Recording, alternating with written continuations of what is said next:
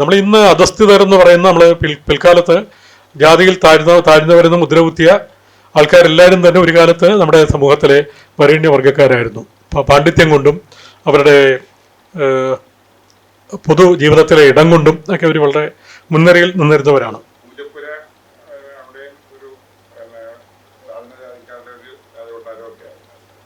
പൂജപ്പുര പേര് പിന്നീട് മാറുകയാണെന്ന് തോന്നുന്നു. പൂജപ്പുര എന്നുള്ളത് പൂജ സംസ്കൃത പദമാണ്.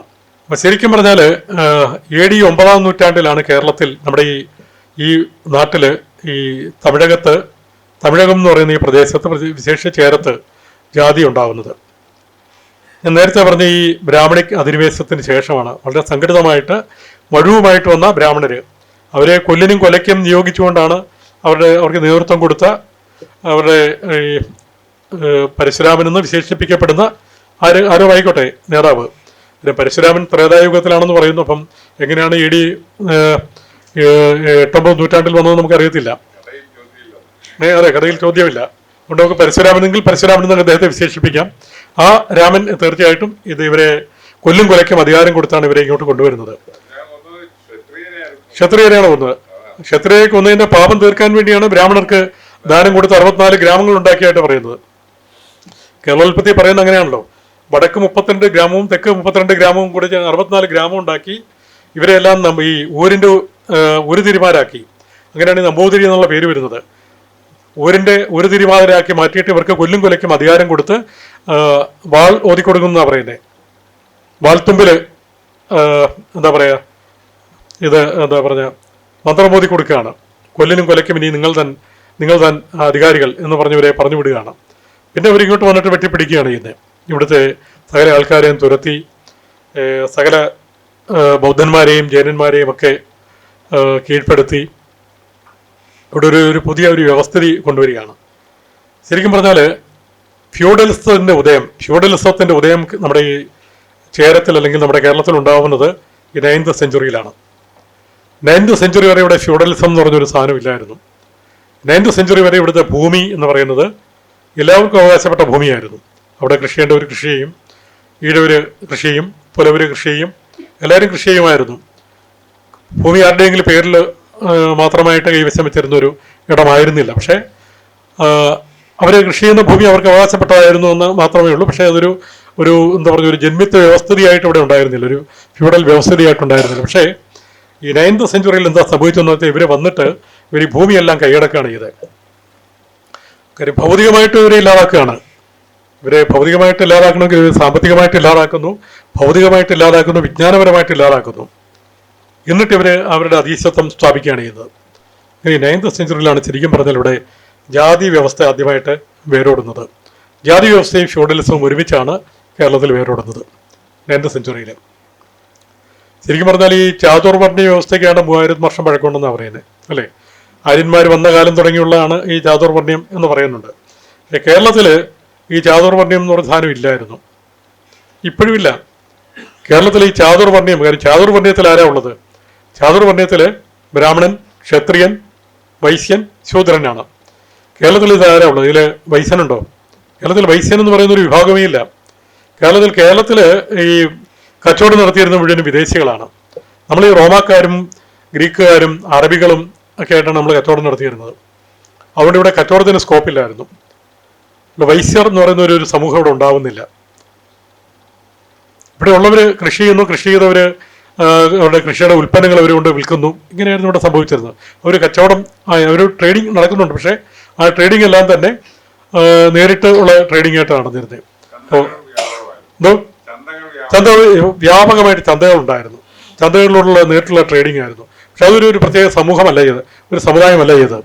അതുകൊണ്ട് തന്നെ ഇവർക്ക് വൈശ്യർ എന്ന് പറയുന്ന ഒരു വർണ്ണം ഇവിടെ കൊണ്ടുവരാൻ കഴിഞ്ഞിട്ടില്ല. പക്ഷെ ഇവിടെ ചെയ്തത് ഈ കേരളത്തിന്റെ പുറത്തേക്ക് നമ്മൾ പോവുകയാണെങ്കിൽ വൈശ്യർ അല്ലെ ശൂദ്രന്മാർ കുറച്ചുകൂടി മേൽ ജാതിയുടെ ഭാഗമായിട്ട് നിൽക്കുന്നവരാണ്.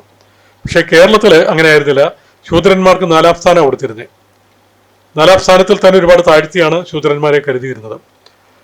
കാര്യം കേരളത്തിലെ ശൂദ്രന്മാർ ഞാൻ നേരത്തെ പറഞ്ഞ പോലെ ആശ്രിതരായിരുന്നു. കേരളത്തിലെ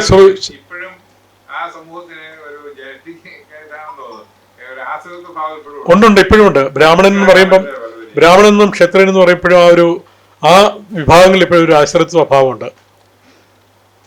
ഈ ജാതി എങ്ങനെ ഉണ്ടായെന്ന് അറിയാമല്ലോ, അല്ലെ, വർണ്ണം എങ്ങനെ ഉണ്ടായെന്ന് അറിയാമല്ലോ. അത് എനിക്കൊന്ന് ഭഗവത്ഗീതയിൽ പിന്നീട് എഴുതി ചേർത്തതായിരിക്കണം. ഈ ഭഗവത്ഗീതയിൽ നമ്മുടെ എല്ലാ ക്ലാസിക്സിലും ഒരുപാട് എഴുതി ചേർക്കൽ നടക്കുന്നുണ്ട്. തമിഴകത്ത് അത് വളരെ വ്യക്തമായിട്ട് നമുക്ക് കാണാൻ കഴിയുന്നുണ്ട്. തമിഴ്നാട്ടിൽ തമിഴ് സാഹിത്യത്തിലൊക്കെ ഇതും എഴുതി ചേർത്തതായിരിക്കണം.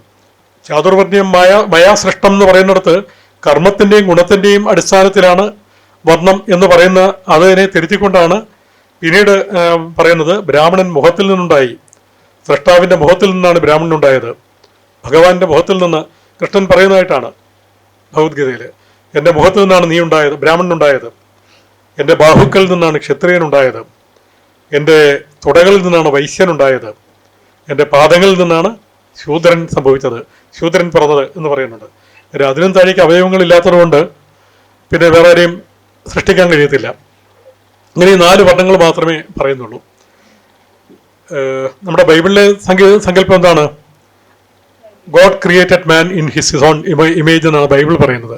എന്നാൽ ഭഗവത്ഗീതയിൽ ഈ ഒരു ശ്ലോകം പറയുന്നത് നേരെ തിരിച്ചാണ്. ഈശ്വരൻ്റെ 4 ഭാഗങ്ങളിൽ നിന്നായിട്ട് ഈ 4 വർണ്ണങ്ങളും ഉണ്ടായി. പിന്നെ എങ്ങനെയാണ് ഈ പഞ്ചമരം ഉണ്ടായത്? നേരത്തെ ഇവിടെ ഗോപീകൃഷ്ണൻ പറഞ്ഞു പഞ്ചമർ എന്ന് പറയുന്നൊരു വിഭാഗം. പഞ്ചമർ എന്ന് പറയുന്നൊരു വിഭാഗം ശരിക്കും പറഞ്ഞാൽ നമുക്ക് കേരളത്തിൽ പ്രകടമായിട്ടില്ലായിരുന്നു.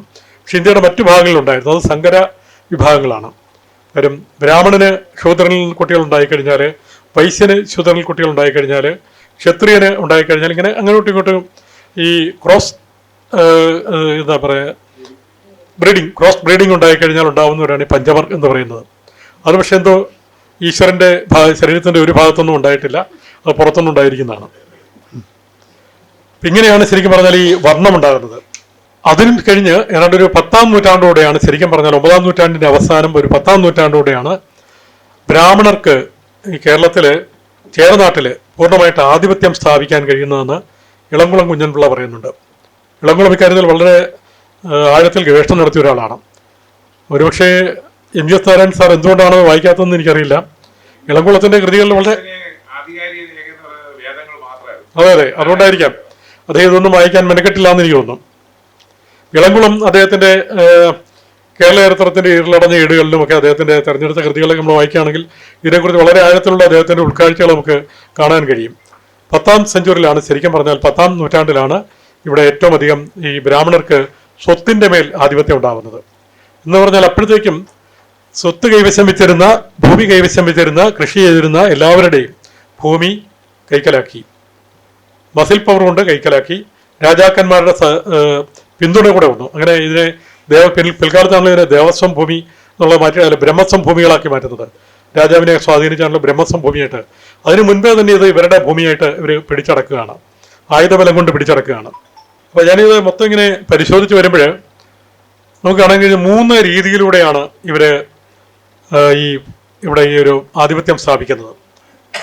ഒന്നാമത് ഇവര് ഭൗതിക സമ്പത്ത് മുഴുവൻ തട്ടിയെടുത്തു. ഇവിടെ ഉണ്ടായിരുന്ന ഈഴവരും ഉൾപ്പെടെയുള്ള ബൗദ്ധന്മാരുടെയും ജൈനന്മാരുടെയും ഈഴവരും പുലയരും പറയരും ബാണരും ഉൾപ്പെടെയുള്ള കുറവരും ഒക്കെ ഉൾപ്പെടെയുള്ള സകല ജനങ്ങളുടെയും പല തൊഴിൽ മേഖലകളിൽ ജീവിച്ചിരുന്ന മുഴുവൻ ജനങ്ങളുടെയും അവരുടെ ഭൗതിക സമ്പത്ത് മുഴുവൻ ഇവർ കൈക്കലാക്കി. അവർ ബലം പ്രയോഗിച്ച് തന്നെ കൈക്കലാക്കി.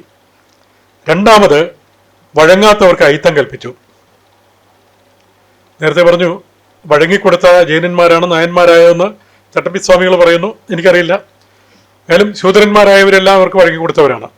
ശൂദ്രന്മാരായവരോടൊപ്പം തന്നെ ഇവരെ ചിലരെ നമ്പൂതിരിമാരാക്കുകയും ചെയ്തു. ഇവിടെ നേരത്തെ ഉണ്ടായിരുന്ന ചിലരെ അവർക്ക് കൂടുതൽ താല്പര്യം തോന്നി ചിലരെ നമ്പൂതിരിമാരാക്കി. അകത്ത് ചാർന്നോ ചാന്നാന്മാരും അകത്ത് ചാർന്നവരും പുറത്ത് ചാർന്നവരും എന്ന് പറയുന്ന ഒരേ ആൾക്കാരെ തന്നെ വ്യത്യസ്ത പദവി കൊടുക്കുകയൊക്കെ ഉണ്ടായിട്ടുണ്ട്. അത് അവരുടെ താല്പര്യങ്ങളാണ്, പലതും താല്പര്യങ്ങളിൽ ചെയ്യുമായിരുന്നു. അവരോട് എത്രത്തോളം വിധേയത്വം കൽപ്പിക്കുന്നവർക്കൊക്കെ നല്ല വലിയ സ്ഥാനങ്ങൾ കൊടുത്തു, അവരെ കൂടിയ ജാതിയിൽ ഉൾപ്പെടുത്തി. ഒട്ടും വഴങ്ങി കൊടുക്കാത്തവരെയൊക്കെ തീണ്ടൽ ജാതിക്കാരായിട്ട് മാറ്റി. അങ്ങനെയാണ് ശരിക്കും പറഞ്ഞാൽ ഇവിടെ ചണ്ടാളരും നികൃഷ്ട ജാതിക്കാരും അല്ലെങ്കിൽ അധസ്ഥിതരും എന്ന് പറയുന്ന ഒരു പുതിയ ജാതി ഉണ്ടാവുന്നത്. അതുവരെയും ഈ പ്രദേശത്ത് നമ്മുടെ ഈ തമിഴകം എന്ന് പറയുന്ന പ്രദേശത്ത് ജാതി ഇല്ലായിരുന്നു. ജാതി എന്ന് പറഞ്ഞൊരു സങ്കല്പം പോലും ഇല്ലായിരുന്നു. ജന്മം കൊണ്ട് സിദ്ധിച്ചതായിട്ടുള്ള ഒരു ജാതി ഇവിടെ ഇല്ലായിരുന്നു. തൊഴിൽപരമായിട്ട് പല വിളിപ്പേരുകൾ ഉണ്ടായിരുന്നു എന്ന് മാത്രമേ ഉള്ളൂ.